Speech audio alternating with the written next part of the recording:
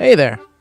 So, the majority of the people listening to this are probably coming from not YouTube, and a few of you are probably subscribed on YouTube already, and that's cool.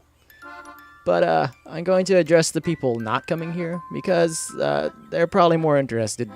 But I hope you're interested too, so here we go.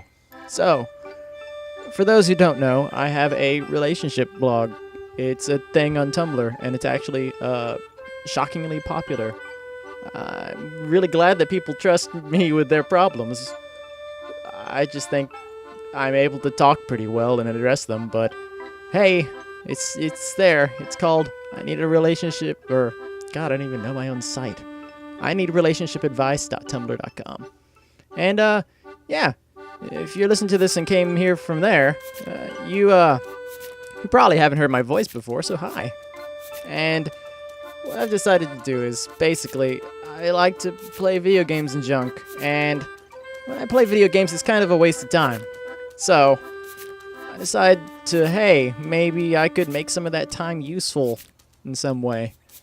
Most of y'all know that I'm pretty slow at, answering questions and stuff, mostly because there's just literally thousands of them, and it's a lot of wear and tear on your brain when you have to answer zillions of people. Not that I don't enjoy doing it, but yeah, it takes a lot out of you. So, what I'm going to do here is I decided I'm going to play The Sims and answer more questions, just not in written form. If that's your jam, then you might want to stick around, because I'll just be answering a lot of the ones from the blog. And you'll get your answers, same answers, probably not as eloquent, but hey, that's just me being weird and being a really shitty public speaker, but that's okay. I promise that the advice will not falter, and hey, if it can help me answer more questions and make sure more people are getting the help that they want, that's good by my standards.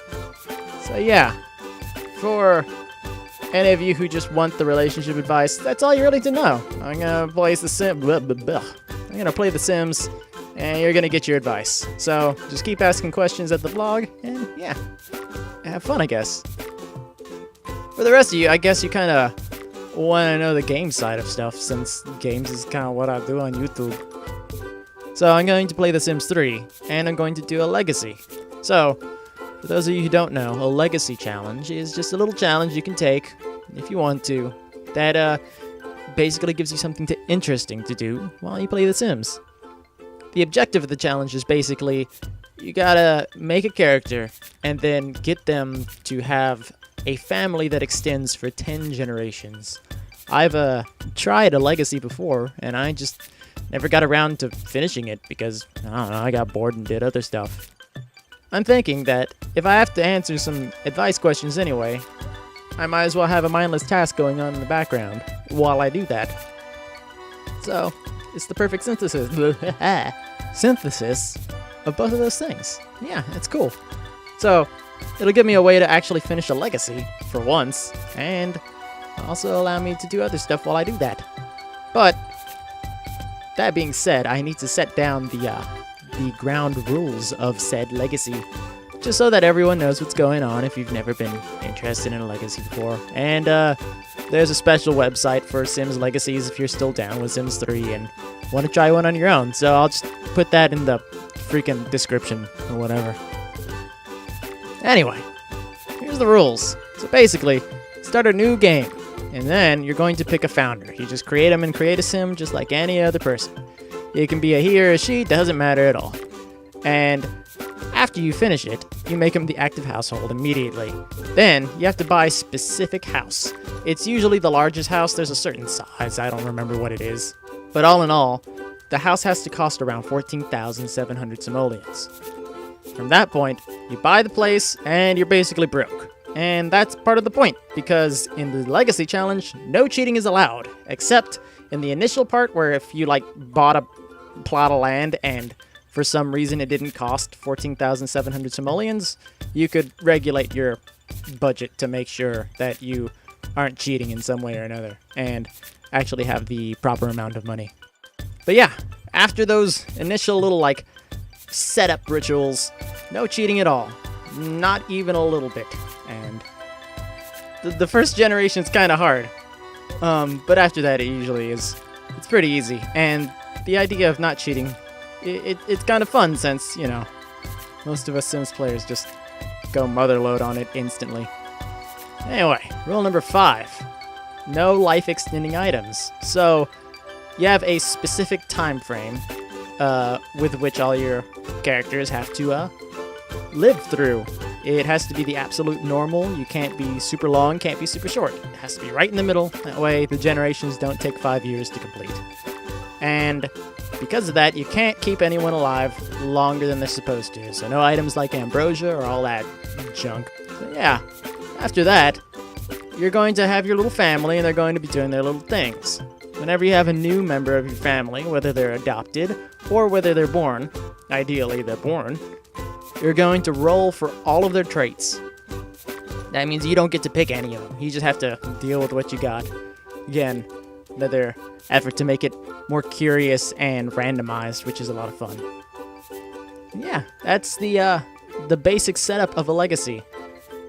Get from generation 1 to 10 and see if you can do it.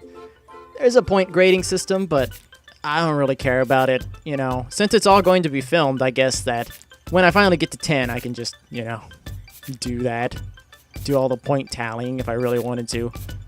I can't imagine how many videos that will be, but hey, it'll all be there so someone can keep track of it. If I don't, it doesn't really matter to me. There are a few special rules, but the only special rules that I'm going to use is what I'm calling the founder gender swap. So, one of the things you can do is you can have a matriarchy or a patriarchy. That means whichever of those you choose, you're going to have the founder, the leading member of your family, will either be all women or all men, depending on what you choose. I don't like that rule. I don't want all my women or all my men to be exclusive owners of the generational family. So I'm going to do a gender swap. Basically, if a founder is going to be a woman, the next one's going to be a man. And then the next one's going to be a woman, and so on. I'm starting with a man, so my man is going to be the first founder. So that means whatever kids he has, one of those must be a girl, and they must be the founder. So if for some reason I have like 6 babies and they're all guys, I gotta keep having babies until I get a girl or adopt one. So that's going to be an added difficulty, and it's going to be a lot of fun, so I like it. And there are different exceptions that you know, you're not supposed to do certain things. The only rule that I'm breaking there is I have to alter the economy for my guy a little bit. The particular world I have doesn't have the right lot, so I gotta just do some fiddling there. And you're not supposed to make other characters, but I did it anyway, as you can see from the video. I don't fucking care. I can do whatever I want. And the default characters are kind of weird sometimes, so...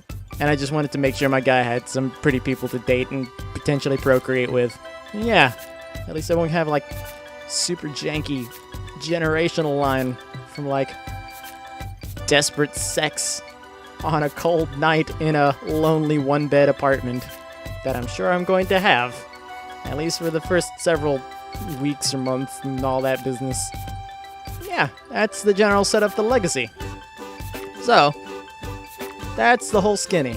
Gonna be doing some Legacy with The Sims 3, and I'm gonna be answering some relationship advice questions. So, if that's your jam, feel free to subscribe, and you'll get little videos with little relationship advice and Sims in your subscription box. Again, if you want to ask any relationship advice questions, just go to ineedrelationshipadvice.tumblr.com, and you can hit me up in the ask or the submit button things. They're on the site. You can figure it out. And if you also want to, you can just yell at me in the comments section on YouTube. I might answer a few questions if anyone decides to do that. So if you need some quick advice, that might be the place to go. I'll either include them in the video or I'll just respond to them personally if that's easier. But yeah, that's the jam. So if you're into that, I hope you stick around. It might be fun. I think it'll be fun. If not, at least I'll be being productive instead of wasting all my time playing video games. Yeah. So, I'll see you later.